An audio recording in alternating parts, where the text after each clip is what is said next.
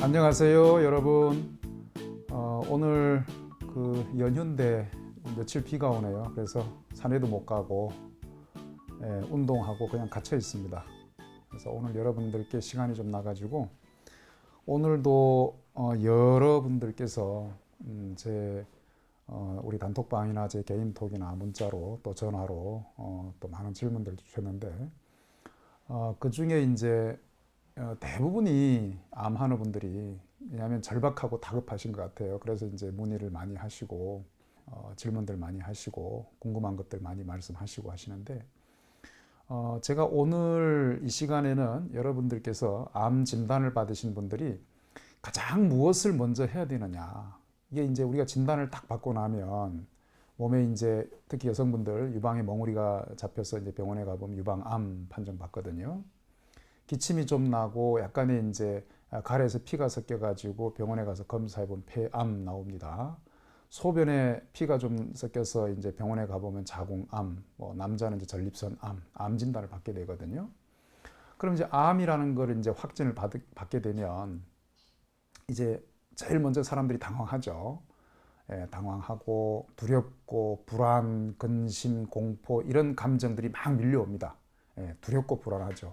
이제 내가 드디어 암에 걸렸구나. 이제 어떻게 해야 될지 막막하기도 하고. 그래서 우리가 그 사회 통념상 암이라는 병이 사망 원인 1위라고 우리가 이제 학습을 해왔기 때문에 그런 공포가 드는데, 여러분들 절대 그런 공포를, 제 오늘 이 영상을 보고 나신 분들은 그런 공포를 가지지 않으셔도 됩니다. 그래서 제가 제 자신이 이제 만일에 암에 걸리면 어떻게 할 건지에 대해서 저는 오래전부터 많이 생각을 해왔거든요. 왜냐하면 암 환우분들과 오랫동안 많이 지내다 보니까 이게 이제 먼 얘기가 아니고 남의 얘기가 아니고, 예전에 이제 희귀병이었는데 지금 현대에 들어와 가지고 이 암이라는 병은 거의 뭐 국민병이 되다시피 2명 중 1명, 3명 중 1명 꼴로 무슨 종 하는 병들이 임푸종, 뭐 선종, 근종, 낭종, 뭐 육종, 골종 해가지고 이 무슨 종이라고 하는 병들이 굉장히 많은데 그게 다 이제 암이거든요. 전 단계 암인데, 그런 것까지 포함하면 암이라는 병은 사실 뭐 거의 2명 중 1명이라고 해도 과언이 아닌데, 이 병이 거의 뭐 우리가 10중 8구는 이제 내가 죽을 수도 있겠구나, 그런 생각을 하게 되는 공포스러운 병이죠. 그게 이제 통계가 말해주는 겁니다. 그래서 그 통계가 사실 알고 보면은 이제 암센터나 암병원들에서 나온 통계인데, 대부분 이제 수술을 하시고 항암하시고 방사선 하시다가 나중에 이제 재발 전이가 되면 그때는 약이 없어요. 원래 이 암이라는 병은 약이 없는 병입니다. 처음부터 약이 없었습니다. 그런데 우리가 이제 항암제라는 그 약이 있다고 이제 믿고는 있지만, 그 항암제를 썼을 때 다 이제 회복이 되고 다 치유가 되느냐, 그렇지 않거든요. 그래서 오늘은 제가 이제 내 자신이 이제 암에 걸렸을 때 내가 어떻게 할 건지를 여러분들에게 그냥 정말 인간적으로, 정말 모든 걸 다 털어놓고 진짜 이제 허심탄회하게 말씀을 좀 드려볼까 합니다. 저는 이제 이 현대인들, 우리 도시에서 자동차를 타고 다니고 그 다음에 이제 아파트에 살죠. 콘크리트 박스죠. 저는 이거 콘크리트 박스라고 합니다. 이 박스죠. 콘크리트로 닫힌 공간인데 이 박스를 쌓아놓은 전부 건물이에요. 우리가 이제 회사에 출근을 하든 또 퇴근해서 집에서 생활을 하든 우리가 살아가고 있는 이 현대인들의 생활, 삶의 공간, 일하는 공간들, 휴식의 공간들, 공간이 전부 콘크리트거든요. 이 콘크리트 박스에 살고 자동차를 타고 다니고, 대부분 다 구두를 신고 다니죠. 구두를 신고 뭐 이렇게 정장을 하든지 뭐 편한 캐주얼복을 입더라도 전부 이제 화학 섬유로 만든 옷을 입고, 그리고 우리가 먹는 음식은 거의 화식과 육식을 하고 사는 이런 모습을 하고 있는 현대인들. 제일 큰 문제가 이제 움직이지 않고 이제 자동차를 타고 다니고, 그 다음에 이제 하는 일은 거의 이제 출근하면 퇴근할 때까지 책상에 앉아 있는데 컴퓨터 모니터 앞에 앉아 있죠. 이런 환경에 사는 제가 이제 자칭 현대인이라고 합니다. 이 현대인들에게 생겨난 병이라는 거죠. 암이라는 병은 과거 우리 선조에게는 없던 병이고, 우리가 어렸을 적에는 없던 병이고, 지금 이제 미국이나 일본이나 한국이나 이 암이 많은 나라들 다 북미, 북유럽, 우리 지구의 북반구에 있는 선진국들이었고요. 지금 점차 남반구, 동남아라든지 저 인도, 파키스탄, 또 중동이라든지 저 아프리카에 가면 전체적으로 후진국들인데 그쪽에도 지금 암이 확산되고 있는데 순서가 먼저 이 북반구에 있는 북미나 북유럽, 그 제일 선진국이 미국, 영국이죠. 미국, 영국, 그 다음에 캐나다, 뭐 독일, 프랑스, 그 다음에 이제 이 동양 쪽으로 넘어오면 이제 일본, 한국 이런 순서인데 이게 지금 다 통계로 나와 있는 그 순서를 제가 말씀드리는 거거든요. 그 순서가 뭐냐면 암의 발병률, 그 다음에 유병률, 사망률의 순서거든요. 이게 미국이 제일 먼저 이제 발병을 했고 항암제도 제일 먼저 나왔고 항암 방사선요법도 다 이제 제일 먼저 쓰기 시작했는데 암이라는 병은 이 한 세기, 1세기 전이나 지금이나 거의 뭐 최근에 우리나라에서 암 환자가 이렇게 사망 원인 1위가 되고 암 환자가 우후죽순 생겨난 것은 한 2, 30년이나 3, 40년 이내에 생긴 일이거든요. 그러면 40년 이전, 넉넉 잡아서 한 반세기 이전으로 가보면 지금부터 반세기 이전이면 1970년대거든요. 70년대 이전에는 암이 거의 없었습니다. 그래서 이 통계가 말해주는 것이 거의 선진국 병이다. 그리고 과거에는 없던 현대병이라는 거죠. 지금 선진국병, 현대병이라는 것을 증명을 할 수 있는 것이 뭐냐면 저 북한에는 우리하고 똑같은 민족, 똑같은 혈통인데 북한 사람들은 암이 없지 않습니까? 암이 거의 없습니다.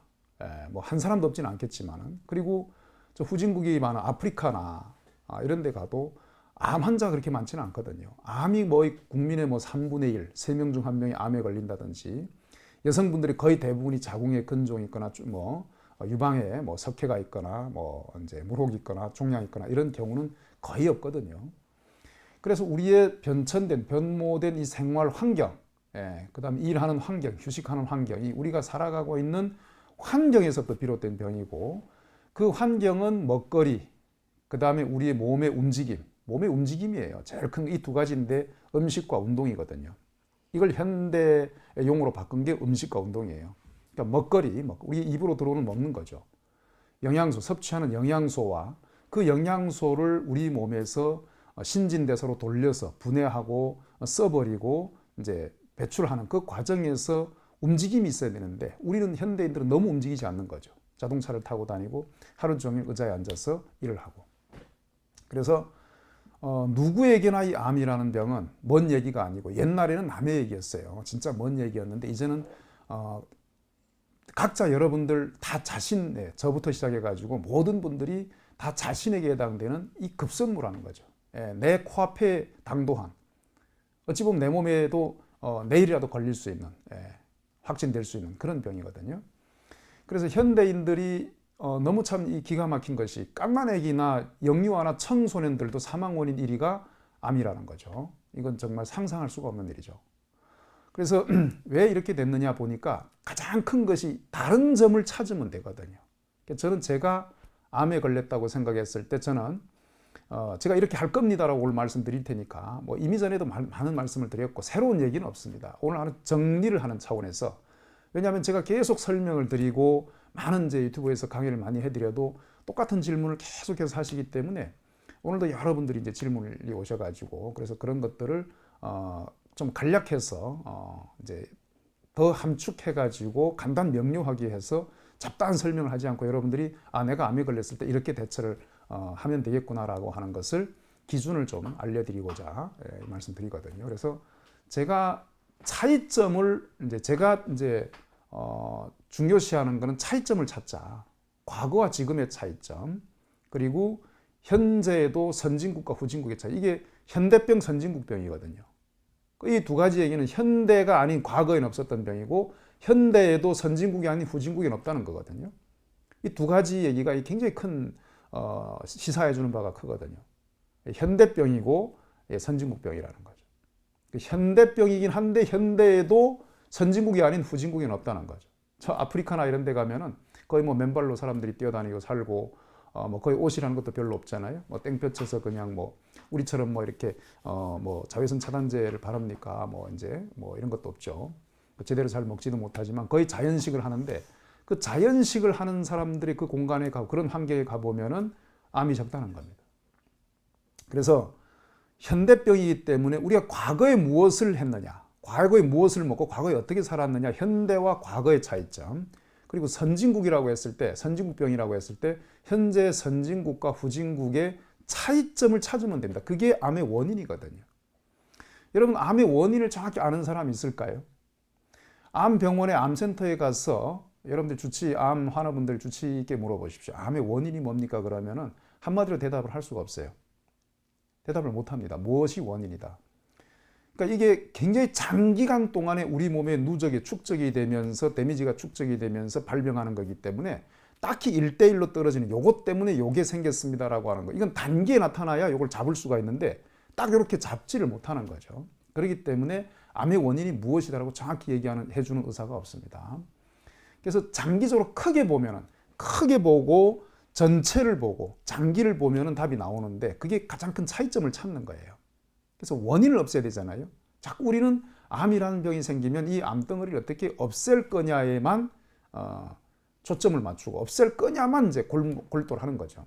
예. 그러니까 이거를 수술이라는 방법, 또 약을 써서 이제 항암약을 쓰는 방법, 방사선을 쬐는 방법, 이런 세 가지 방법으로 어떻게 없앨 거냐만 생각을 하는데 그 없앨 거냐는 방법이 나와 있죠. 3대 요법, 수술, 항암, 방사선인데 이게 성적이 좋지 않단 말이죠.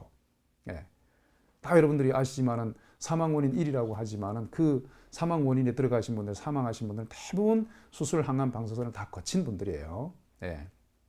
그래서 여러분들이 공포감을 느끼는 것은 치료법이 없다는 거예요, 사실상.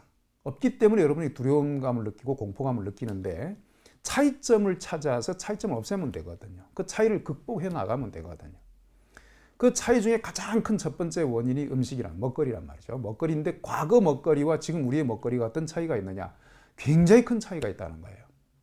정말 큰 차이가 있습니다. 눈에 보이는 차이인데 이 차이가 제가 좀 전에도 말씀드렸듯이 단기에 며칠이나 몇 달 사이에 이걸 바꿨을 때 암이 좋아지거나 또 그것이 그걸 했을 때 며칠이나 몇 달 사이에 암이 확 생기거나 그러면은 눈에 보이는 차이죠. 눈에 보이지 않는 차이이기 때문에 우리가 이걸 간과를 한다는 거죠. 그게 뭐냐면은 화식입니다. 화식. 그리고 가공식이고요. 우리가 먹고 있는 요즘 현대인들의 먹거리 대부분이 가공된 겁니다. 종자 단계에서부터 천연 물질이 아니에요. 천연 상태, 자연 상태가 아니고 이 농사를 짓는데 이 농사가 전부 화학 농법이거든요. 또 화학 농법을 쓰다 보니까 화학 비료를 뿌려야 되니까 화학 비료나 농약이 제일 문제인데 농약은 다 죽이는 거거든요. 여러분들 약이라고 하는 건 모든 걸 죽이는 거예요. 예, 죽이는 겁니다. 우리 사람이 투여하는 병원에서 처방하는 약, 항생제, 소염제, 이게 다 죽이는 약이거든요. 그러니까 농약이라고 하는 것도 이제 살초제, 제초제라고도 하고 살초제라고도 하는데, 제초제나 그다음에 살충제, 그다음에 살균제 다 살이에요. 살초, 살균, 살충. 벌레를 죽이고 풀을 죽이고 균을 죽인단 말이에요. 이런 죽이는 약들을 써서 농사를 지어야지 소출이 높은 소출을 낼 수가 있기 때문에 농약에 의한 화학농법을 한단 말이에요. 이 화학농법은 살초제는 이제 우리가 먹는 작물도 전부 풀이기 때문에 이거를 약을 뿌리면 작물이 죽기 때문에 소출이 안 나오죠. 그러니까 이 작물을 그대로 재배할 수가 없어요. 그래서 그 농약의 내성을 가진 내성 유전자를 바꾸자 하는 그런 발상에서부터 시작해가지고 유전자 기술이 공학이 발전해가지고 이제는 유전자를 바꿀 수도 있는 거예요. 그래서 농약의 내성을 가진 내성 유전자를 심어가지고 해보니까 농약을 뿌려도 작물은 안 죽고 나머지 잡초는 다 죽는 거예요. 이게 완전히 큰 성공이라고 대단하게 학계에서는 보는 거죠. 그래서 이제 장점도 있죠. 많은 사람들이 빈곤을 이제 해결했습니다. 배고픔을 해결했죠. 우리 이 좁은 영토에 우리 남한 같은 경우에 한국 같은 경우에 인구 5천만이 넘는 인구가 10만 평방킬로에 살고 있는데 이렇게 적은 영토에 이렇게 많은 인구가 사는 나라가 지구상에 많지 않거든요. 인구 밀도가 우리 굉장히 높습니다. 그래서 이렇게 농사를 지어서 대량 생산을 하는데 이 먹거리가 과연 배고픔은 이제 해결이 됐는데 이게 과연 영양소가 좋은 거냐? 문제가 있는 거죠. 유전자 조작을 했기 때문에 이 유전자 조작 식품이 우리 몸에 들어오면 똑같이 우리 몸에 유전자의 간섭을 일으켜가지고 우리가 모든 음식 먹거리가 우리 몸에 유전자에 관여를 합니다. 예. 그래서 천연의 유전자를 가진 천연 식물을 먹어야 우리 몸이 자연스러운 상태, 건강한 상태를 유지할 수 있다는 것이 이 자연치유의 가장 큰 정신이거든요. 자연치유는 자연스러운 먹거리를 먹자. 왜? 우리 몸이 수십 년이 아니고요. 인류가 농사라는 걸 지은 것이 한 1만 년 정도 된다고 합니다. 이거는 뭐 정확하게 아는 사람이 거의 없지만은 기록이라는 문자가 생겨서 기록이라는 것을 한 것이 한 5천 년, 6천 년, 불과 수천 년 이내 일이거든요. 근데 이 농사, 가축을 기르고 멧돼지를 잡아서 잡기가 힘드니까 한 마리 산 놈을 잡으면 그 놈을 가둬가지고 교미를 시켜서 이제 새끼를 낳아서 키우게 되고 이게 이제 축산을 하게 되는. 그리고 농사를 정착 이 유목 생활을 하다가 떠돌이 생활을 하다가 뭐 기름진 땅을 토양이 좋은 환경이 좋은 곳을 만나면 거기에 정착을 해가지고 씨앗을 뿌려서 농사를 짓는. 그러니까 농업과 축산업이 발전된 한 1만 년 정도의 이제 기간이 있는데 이 기간 동안에 우리의 먹거리에 엄청난 변화가 생겼다는 거죠. 근데 그 농사를 짓게 되면서 우리 인류가 기존에 먹어왔던 그 이전 1만 년 전 이전에는 뭘 먹었을까요? 그러면은 거의 수렵 채집이거든요. 수렵 채집. 그러니까 동물을 잡아서 이제 사냥을 해서 잡아서 먹든지 아니면 나무 열매를 뜯어서 먹든지 자연의 풀이나 나무 잎을 뜯어서 먹었습니다. 그 수렵 채집한 기간이 얼마나 되느냐? 우리가 농사를 짓고 축산업을 해서 음식 먹거리를 만들어 온 이 1만 년이라는 기간에 비해서 수십 배가 아니고 수백 수천만 년 동안 우리의 조상들은 자연의 먹거리를 먹었다는 거죠. 그리고 농사도 퇴비로 농사 짓는 자연요법. 그게 제가 좀 전에 말씀드린 한 50년, 한 반세기 정도 이전 거슬러 올라가면은 우리나라도 1960년대, 70년대 이전, 60년대, 50년대 가면 농약 화학비료 거의 없었죠. 거의 없었습니다. 조선시대를 넘어가면 거의가 아니고 완전 없는 때죠. 그때는 뭐 생산 자체, 전 세계에서 그런 농약이요, 화학비료 하는 그런 기술 자체가 나오지 않았을 때니까. 그렇게 농약이나 화학비료가 없던 시대에는 우리가 뭘로 농사를 지었을까요? 퇴비로 농사 지었단 말이죠. 그게 전통 방법이었고 자연스러운 방법이었는데 이 자연스러운 방법으로 농사 지은 것을 그러니까 퇴비 농사죠. 사람과 가축의 분뇨를 모읍니다. 그리고 거기다 풀 이런 거를 자연의 식물을 섞어가지고 퇴비를 만들어요. 여름에 더울 때 6, 7, 8월 이때 9월까지 썩힙니다. 흙을 덮어 썩혀가지고 썩은 그 퇴비, 두엄이라고도 하고 거름이라고도 하고 그것을 이제 겨울에 밭에다 내가지고 다음 해 봄에 땅이 풍화가 된 뒤에 지력을 높여가지고 농사를 지었는데 이게 자연요법이거든요. 그 자연농법으로 농사를 지은 것은 문제가 없다는 거죠. 근데 과거 우리가 이 농사법이 지금 한 1만 년 정도 됐다고 추정을 하고 있는데 최근 한 1세기 미국이나 영국 선진국을 위시한 이 나라들 포함하면 한 1세기 정도밖에 안 돼. 우리 후진국, 그러니까 그 뒤에 나라는 후발주자들, 우리 한국이나 그다음에 요즘 중국이나 뭐 지금 뭐 베트남, 뭐 캄보디아 이런 나라들, 뭐 인도네시아 이런 나라들 보면은 최근 한 50년 동안이거든요. 농약 화학비료가 도입된 것이 한 50년 반세기 이내에 일어난 일입니다. 그러니까 수백 세기, 수천 세기를 계속해서 우리가 수렵 채집으로 이제 자연의 걸 채집을 해서 먹었는데 그러다가 한 1만 년 정도를 채집 안 하고 농사를 지어서 먹었단 말이죠. 근데 그거는 자연농이었습니다. 근데 최근에 가장 급격하게 변한 것이 뭐냐면 화학농법이거든요. 이 화학농법이 도입이 되면서 화학비료와 농약으로 농사짓는 시대를 맞은 거죠. 그럼 이게 가장 큰 장점은 뭐냐면 대량 생산이 가능합니다. 적은 경작지에서 대량 생산이 가능하고 이모작, 삼모작이 가능하고 연작이 가능했기 때문에 소출이 많이 나오니까 우리가 배부른 시대에 지금 살고 있는 거예요. 이게 풍요입니다. 풍요. 풍요는 뭡니까? 양적 풍요예요. 양적 풍요. 수량이 넘쳐납니다. 배고프지가 않고요. 먹는 음식이 귀하지가 않아요. 흔합니다. 굉장히 흔하죠. 밥이 흰 쌀밥이 흔한 세상이 돼요. 여러분들이 요즘 20, 30대는 이 세상을 지금 요즘의 이 세월이 이거 뭐 당연한 거고 원래부터 그런가 보다 하지만 이거는 최근 많이 잡아서 한 반세기 이내에 일어난 일이에요. 그 전에는 흰 쌀밥이요. 밥 자체가 없어서 굶을 때 보리고개라는 게 여러분 우리 민족의 우리 한국 조선시대 우리 조선 사람들의 풍속인데 보리고개라는 말이 왜 나왔을까요? 보리밥도 없어서 못 먹은 거예요. 근데 흰 쌀밥 상상을 못 했고 그냥 감자나 밀보리나 옥수수나 이런 것을 가지고 주식으로 살았는데 그게 통곡물이었거든요. 그리고 자연농으로 농사지은 거. 그래서 암이라는 병이 백미를 흰 쌀을 먹고 백미를 먹고 화학농법으로 농사진 걸 먹었더니 암이 생겼더라. 이게 가장 큰 우리가 의심하는 거죠. 이게 아직도 여러분들이 그 과학적으로 증명된 거 있느냐, 논문이 있느냐, 데이터가 있느냐, 실험을 했느냐, 이걸 따지는 분들이 계세요. 정말 이걸 따지고 앉아 있으면 이건 정말 이건 뭐라고 해야 될까요? 말이 안 되는 겁니다. 여실히 보여요. 저는 그게 보이거든요. 그러니까 이건 어떤 걸 믿느냐예요. 여러분들이 항암제를 쓸 때는 그 과학적으로 검증이 돼요. 맞습니다. 과학적으로 검증이 됐어요. 실험으로, 데이터로, 임상 실험으로 검증이 됐기 때문에 항암제를 쓰는데 그건 기간이 짧다는 거죠. 문제는. 장기 실험을 해본 데이터는 없습니다. 단기에 항암제를 썼더니 암이 줄어들더라. 그래서 항암제를 쓰는 거죠. 예. 근데 그걸 여러분들이 과학이라고 믿죠. 과학은 맞습니다. 단기의 과학이죠.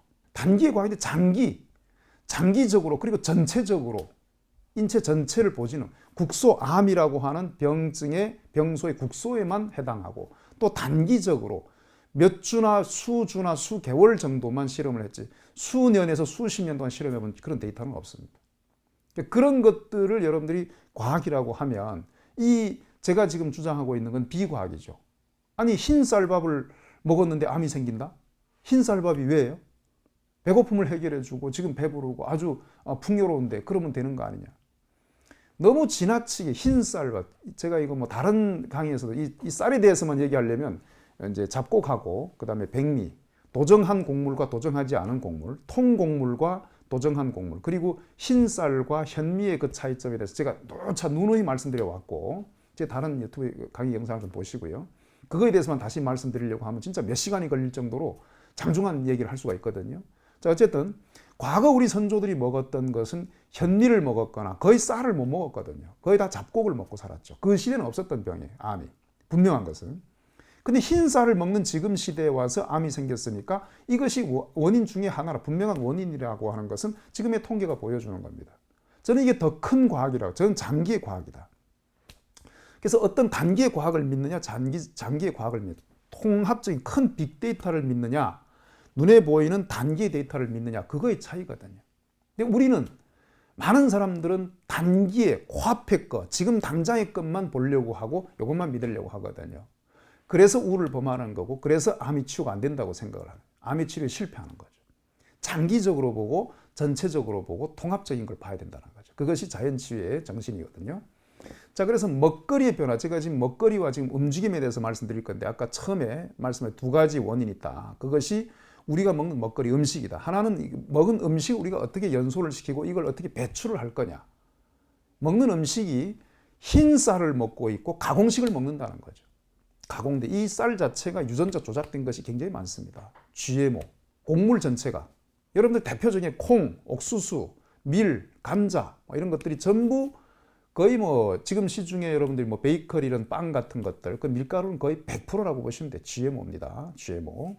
우리 밀이라고 하는 우리 국산 밀도 있지만은 국산 밀도 알고 보면 종자는 미국의 몬산토에서 들어온 거 우리 땅에서 재배를 했을 뿐이에요.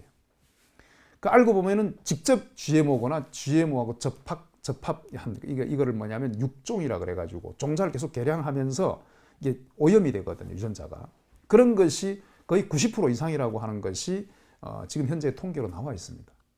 그래서 이렇게 종자 단계에서부터 유전자 조작이 되고 그것을 농사를 짓는 과정에서 화학비료와 농약이 개입되고 자연스러운 방법, 퇴비나 거름을 주지 않고 그래서 토양이 산성화되고 오염된 상태에서 오염된 그 결과물이 나오는 거예요. 농산물 이제 소출이 나오는 거죠. 그것을 우리가 먹는데 이게 정상적인 게 아니고 자연스러운 게 아니라는 거. 가장 중요한 거. 그런데 또 그 흰 쌀을 먹으면 그렇게 농사 지은 거라 하더라도 통째로 먹으면 문제가 없는데 영양의 문제가, 밸런스의 문제가 생깁니다. 흰 쌀밥은 절대 영양소 좋은 게 아니거든요. 영양이라고 하는 것은 다양한 것이 골고루 섞여 있는 거거든요. 여러분 쌀 그러면은 그냥 한 가지 쌀 하나만 해도 얼마나 많은 영양소가 들어있는지 아십니까? 그냥 쌀은 탄수화물이야. 그렇게만 알고 계시죠. 대부분의 현대인들이 그렇게만 알고 있습니다. 우리가 그렇게만 배웠으니까. 쌀은 탄수화물이야. 예, 쌀 탄수화물 맞죠. 그런데 탄수화물만 있는 게 아니고 대부분의 한 7, 80%가 탄수화물인 것은 분명한데 그중에 10%, 20%나 20, 30%는 다른 물질들이 많다는 거죠. 다른 영양소가 많은데 이런 것들이 다수의 영양소와 소수의 영양소가 있는데, 그러니까 이게 대량 영양소, 미량 영양소 그런데 미량 영양소가 우리 몸의 건강에 굉장히 큰 역할을 한다는 거죠.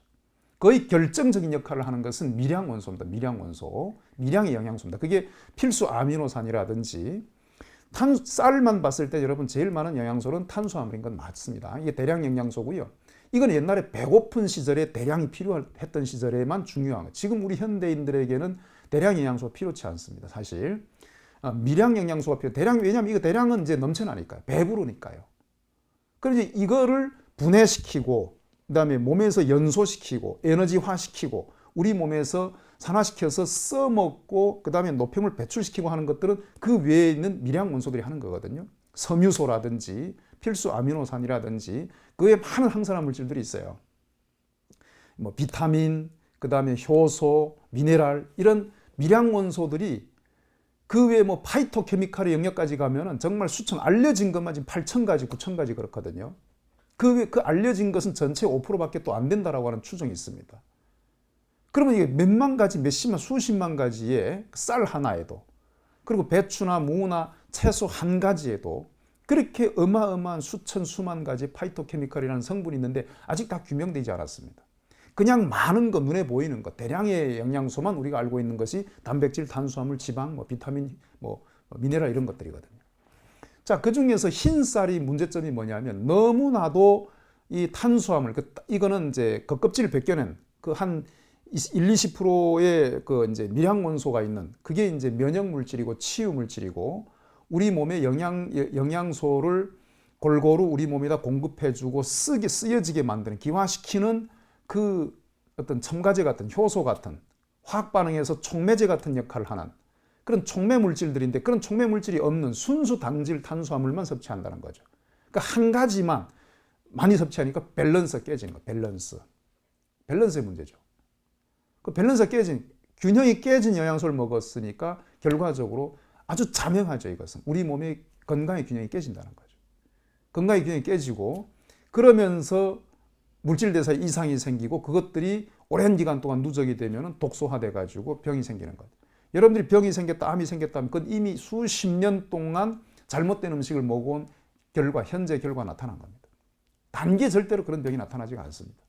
그래서 음식의 문제, 먹거리에서 주식이, 여러분들이 거의 대부분 요즘 우리 현대인들 주식이 고기나 육식이, 이게 또 문제인데 동물성 식품은 더 말할 여지가 없습니다.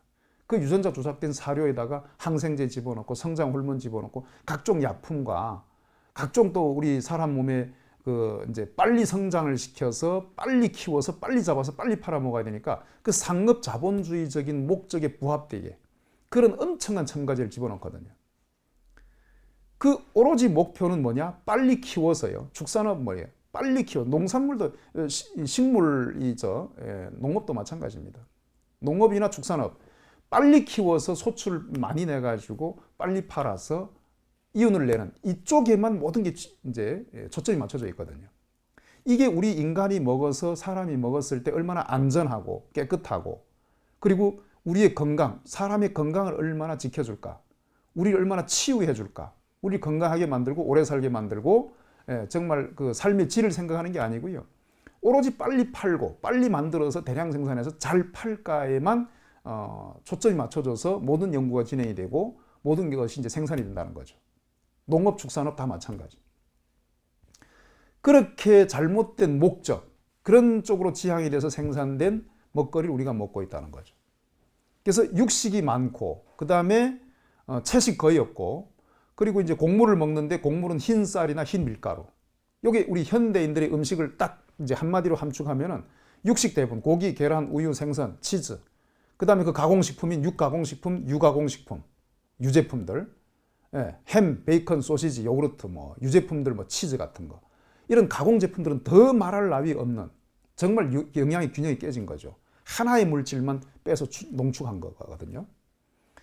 그런 축산물, 이 육식, 동물식이 대다수고 나머지 조금 있는 것이 한 8대2 정도, 9대1이나 8대2 정도일 거예요. 아마 7대3 이하로 내려가지 않을 겁니다. 7, 80%, 8, 90%가 동물식이고 나머지 1, 20%, 20, 30%가 곡물인데 그 곡물이 뭡니까? 흰 쌀과 흰 밀가루라는 거죠. 그 밀가루 100% 유전자 조작이다. 100%라고 보시면 돼요. 자, 그래서 근데 그 유전자 조작된 것도 이제 저는 도정해가지고 흰 쌀과 흰 밀가루로 만들어서 먹으면 그냥 설탕 먹는 거하고 똑같은 그냥 순수 당분이다 그런 거죠. 이거는 천연 자연 상태의 탄수화물이라고 볼 수가 없습니다. 그런 음식을 이런 비율로 먹기 때문에 생기는 것이 암이고 그렇게 생기는 것이 대사질환들이에요. 대사질환들은요, 암을 맨 위에 위시하고 그 밑에 심장병, 뇌혈관병, 당뇨, 고혈압, 고지혈증, 지방간, 콩팥병, 간병, 그 다음에 자가면역질환들, 관절질환들, 그 다음에 신경계 질환들, 정신신경계 질환들, 우울증, 공황장애, 이게 전부 다 같은 겁니다. 아, 그 뭐 과가 다르고 병명이 다르고 증상도 다르고 부위도 다른데 그게 어떻게 같은 거냐? 같은 겁니다. 원인이 같기 때문에. 결과만 다를 뿐이에요. 제가 여러분들께 늘 말씀드립니다. 결과만 다른데 우리는 결과에만 치중하기 때문에 이건 다른 걸로 보는 거죠. 그래서 하나도 해결이 안 되는 거예요. 원인을 보니까 원인이 하나인데 그 하나를 없애니까 다 해결되더라는 거죠. 맨 위에 기강을 잡아. 여러분 배 그 고기 잡을 때 그 그물을 막 수킬로의 그 엄청난 양의 그물을 바다에다 던지는데 마지막에 줄 하나 연결돼 있거든요. 그 하나만 땡기면 그 그물이 다 따라서 올라오게 돼. 그 기강이라고 하죠. 이 기강이 되는 것이 하나예요, 하나. 그 원인이 기강이에요. 그것만 잡아 당기면 전체가 다 여기에 매달려 있다는 거죠. 근데 이걸 놓치는 순간, 이 기강을 놓치고 근본을 놓치는 순간 하나의 증상에 치중하게 되고 하나의 결과물에 치중하게 된다는 거죠. 심장병이다 심장만 들여다보고 앉아있고, 간병이다 간만 보고 앉아있고, 뭐 콩팥병이다 뭐 신장 투석만 하고 있고, 심장병 무조건 스텐트를 한다. 스텐트 인공혈관을 집어넣어서 그 병이 낫습니까? 삶의 질은 달라지지 않습니다. 연명만 하는 거죠. 연명. 응급 상황만 넘기는 거죠. 암에 수술을 하고 항암하는 거 다 마찬가지고요. 심장병에 스텐트를 집어넣거나 약을 먹는 거 다 마찬가지고요. 뭐 뇌혈관병, 뇌경색이나 뇌졸중에 뭐 약을 쓰고 수술을 하는 거 다 마찬가지고 거의 마찬가지입니다. 혈압약을 평생 먹는 거나 당뇨약 평생 먹는 거나 다 과학이죠, 여러분. 저는 과학을 부정하지 않습니다. 과학이에요. 과학적으로 하는 겁니다. 근데 그 과학은 무슨 과학이다? 단기의 과학이라는 거죠. 너무 협소한 과학이라는 거죠. 과학은 저차원의 과학, 고차원의 과학도 있습니다. 자, 그래서 전체를 보니까 크게 뭐가 잘못됐냐? 음식이 잘못됐다. 두 번째는 이 먹은 음식, 이렇게 잘못된 나쁜 음식을 나쁜 비율로, 나쁜 방식으로 먹는데 우리는 과식을 하고 이거를 몸에서 기화시키고 연소시키지 못하는 게 또 하나의 문제라는 거죠. 가장 큰 두 가지 문제. 그래서 음식을 완전히 바꿔야 된다는 거죠. 어떻게 해야 된다는 거냐? 그래서 뭘 어떻게 해야 된다는 거냐? 무조건 흰 쌀밥, 흰 밀가루 안 드셔야 되고요. 자연식을 해야 된다는 거죠. 그리고 화식. 예. 굽고 튀기고 뭐 볶고 막 찌고 삶는 것 정도는 그나마 괜찮아. 찌고 삶는 것 정도는 무리죠. 그건 100도씨 이상 안 올라가는데 굽고 이제 직화에 굽는다든지 또 간접적으로라도 튀기고 이런 것들은 거의 200도, 300도거든요. 이렇게 고열에서 가열되면은 이 열 처리가 되면은 모든 것은 변성이 일어납니다. 변성. 화학 구조의 변성이 일어나요. 변질되는 거죠. 태워서 먹는 것은 여러분 커피가 제일 나쁜 게 커피거든요. 특히 암 환우분들. 커피입니다. 커피. 하루 한 잔쯤은 괜찮지 않나. 제가 커피를 따로 이제 1시간을 할애를 해서 말씀드릴 예정입니다. 커피 폴리페놀 그 항산화 물질 있지 않냐. 그 커피 뭐죠? 그 각성제, 카페인은 좋다던데, 카페인 성분이 있어가지고 내가 공부하는데도 집중이 좀 되고, 피곤할 때 카페인 마시면은 좀 집중이 잘 되니까 그거 좋은 거 아니냐. 여러분들 잘못된 생각입니다. 폴리페놀이 있습니다. 폴리페놀 계열의 그 항산화 물질들, 이소플라본이라든지, 그 다음에 이제 안토시아닌이라든지, 이런 성분들이 있는데, 그 계열의 물질들이 수백, 수천 가지가 있거든요. 근데 그런 것들은 아주 적은 거예요. 한 부분인 거예요. 여러분, 로스팅이라는 거 250도, 거의 200도 이상에서 하거든요. 최소 180도예요, 로스팅은. 굽는 거, 태워지는 거예요. 180도 이상에서 250도 사이인데 300도 넘게 태우는 커피도 있습니다. 그렇게 로스팅을 하는 순간 화학적 변성이 생기면서 구조의 변화가 일어나고 기능에 문제가 생긴다는 거죠. 그런 음식을 먹었을 때. 그래서 커피 그렇고요. 자, 화식이 제일 나쁜 건데 다 화식을 한다는 거죠. 굽고 튀기고 볶는 거. 이거 제발 하지 마십시오. 특히 아마루분들. 저라면 저는 그런 걸 안 먹을 거다라는 하는 것을 제가 지금 말씀드리는 거예요. 그래서 음식을 완전히 바꿔야 된다. 뒤집어 엎어야 된다. 가능하면 생식을, 채소, 과일 위주로 먹어야 되고, 곡물도 통곡물을 먹어야 되고, 그 다음에 볶거나, 이렇게 찌고 삶는 것 정도는 그나마 괜찮은데, 볶거나 굽거나, 직화에 굽는 것 최악. 로스팅하는 거, 로스팅하는 커피 같은 거. 그 외에도 많습니다. 여러분, 열 처리하는 것들. 그래서 볶고 굽고 튀긴 거 이런 건 벤조피렌 1군 발암물질. 벤조피렌 계열에만 수천 가지 물질이 있어요. 항암물질, 발암물질이요. 1군 발암물질이에요. 다. 그런 것들을 만들어서 먹더라는 거죠. 그래서 음식의 문제는 가장 큰 문제가 우리가 변질된 걸 먹는데 그나마도 가공해서 먹고 화식, 이제 불로 열 처리해서 먹는 게 가장 큰 문제다. 이런 말씀을 드리고요. 자, 그래서 크게 음식의 부분에 대해서 말씀드렸고, 그 다음에 하나 이제 이 먹은 음식을 연소를 시켜야 되는데, 연소를 안 시키니까 몸에 쌓이는 겁니다. 아무리 좋은 것도요, 아무리 유기농, 자연농으로 농사진 것도 좋은 음식이야. 나는 그래도 자연농으로 산에서 내 손으로 농사지어서 먹어요. 그리고 나는 또 유기농만 사서 먹어요. 이런 분들이 계신데, 유기농과 자연농은 또 완전히 차이가 큽니다. 일반 화학농보다는 조금 좋은 게 유기농인데요, 자연농하고는 이 거리가 멀어요, 사실은. 근데 어쨌든 농약 성분이 좀 적긴 하지만 좋은 걸 드셔도요, 아무리 좋은 걸 드셔도 양이 과한 순간 몸에 축적이 됩니다. 이걸 쓰지 못하면 우리 몸에서 체내에서 이거를 이제 기화시킨다고 그러는데, 이거 분해돼서 소화돼서 흡수되고요. 흡수된 영양물질들이 혈관을 타고 피에 혈액이 실려가지고 사지 말단부로 가서 세포 말단부까지 말초까지 가가지고 세포까지 가서 세포 안에 세포막을 통해서 이제 미토콘드리아까지 도착해서 미토콘드리아에서 그게 이제 에너지화돼서 쓰여지고 또 그게 정맥혈을 따라 빠져나가서 소변이나 대변, 땀, 호흡으로 몸 밖으로 배출되는까지 그 과정 전체를 갖다 이걸 물질대사라고 하는데, 우리 몸의 생리, 생체, 물질대사죠. 그 생체, 생리대사가 정체가 됩니다. 운동하지 않으면, 움직이지 않으면. 그래서 움직임에 대한 걸 제가 말씀드리는데, 그게 현대인데 사실은 육체적 노동이거든요. 노동을 해야 되거든요. 육체 노동을 해야 되는데, 원래 농사가 천하지 대본이라 그러잖아요. 하늘 아래 큰 근본이 농사다. 그 농사는 우리가 먹기 위해서 농사를 짓지만 농사를 소출을 내기 위해서는 일을 해야 됩니다. 육체 노동을 해야 되는데, 육체 노동이 사라진 시대에 우리가 지금 살고 있습니다. 자연농법이 사라진 것과 똑같이 육체 노동이 사라졌습니다. 육체로 사람이 손으로 농사 짓지 않아요. 전부 기계, 그 다음에 약으로, 전부 농사 짓죠. 이렇게 육체 노동이 사라지니까 몸을 움직일 기회가 없는 겁니다. 그러면 뭘 해야 됩니까? 운동이라도 해야 되는데 운동마저 안 하는 겁니다. 현대인들이. 운동마저. 그냥 제일 초보적인 몸 움직이는 걷는 거거든요. 사람이 동물이죠. 움직여야 돼. 여기서 저기를 가는데 이동을 하는데 내 몸으로 이동을 해야 되죠. 전부 우리 이동수단은 자동차를 타고 다니고 탈 것을 타고 다녀요. 얼마나 발전해 있습니까, 지금? 전기로, 이제는 내연기관이 이제 거의 이제 좀 사라져 가면서 모든 게 전기화되죠. 전기로 막 개인용 탈 것들이 많아지고, 자가용 차가 없다 하더라도 대중교통도 얼마나 발달돼 있습니까? 전부 타고 다니죠. 코앞에 가도 걷질 않습니다. 옛날에는 뭐 10리, 20리 요건 뭐 코앞이었고요.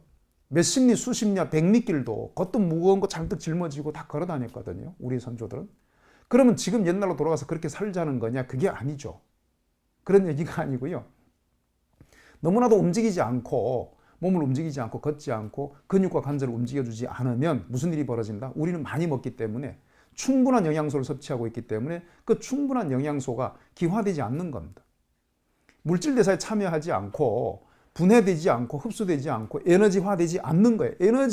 에너지화시켜서 에너지를 쓰기 위해서 음식을 먹는데, 생리적으로 보면 그렇습니다. 그런데 아니 충분히 섭취를 했는데 이걸 쓰지 않으면 어떻게 됩니까? 그것은 변질이 되는 거예요. 또 아까 불을 가해서 열을 가해가지고 굽거나 삶거나 뭐 튀기거나 볶거나 하면은 그때 이게 변성이 일어난다 그랬잖아요.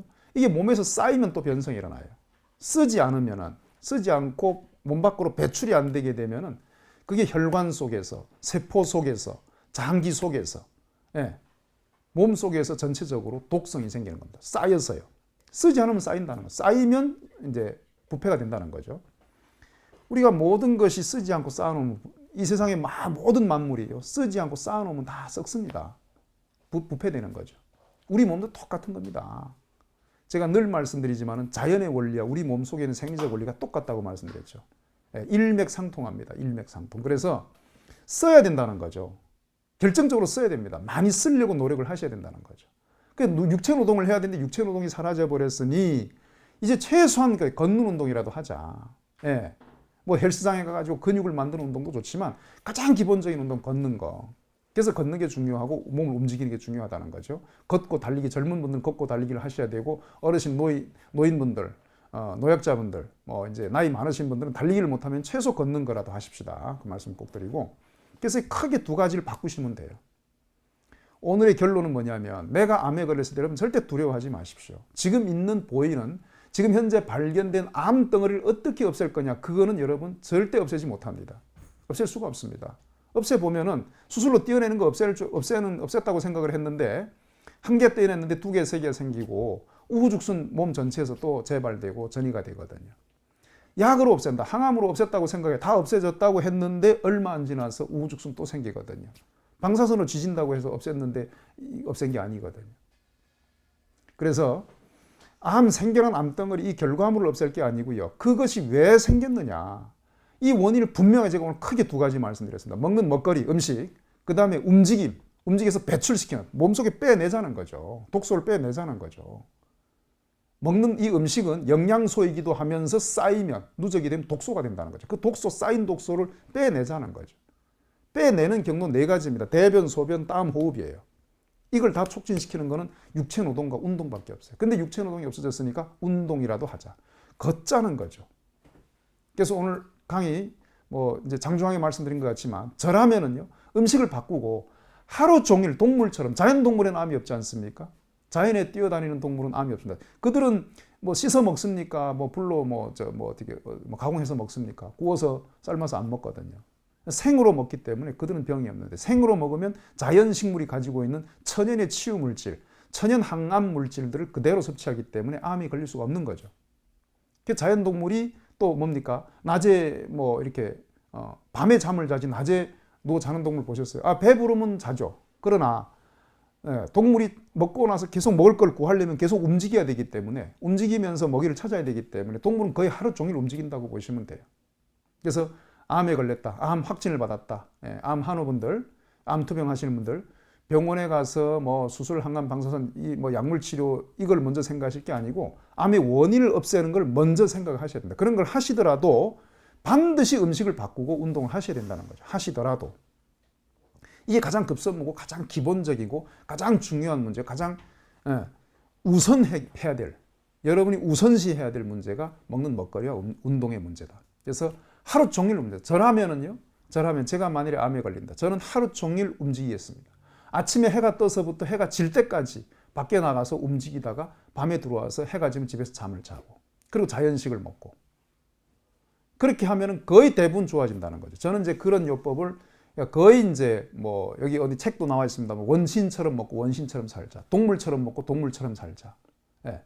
그것이 여러분 암 한우분들이 반드시 명심해야 될 가장 중요한 일이고, 이 두 가지, 음식과 운동을 두 가지를 여러분이 처음부터 잘 이게 이제 바꾸고 그리고 실천하실 때 암은 절대 두려운 병도 난치병도 불치병도 아니라는 말씀, 이 시간을 통해서 드리고 싶습니다.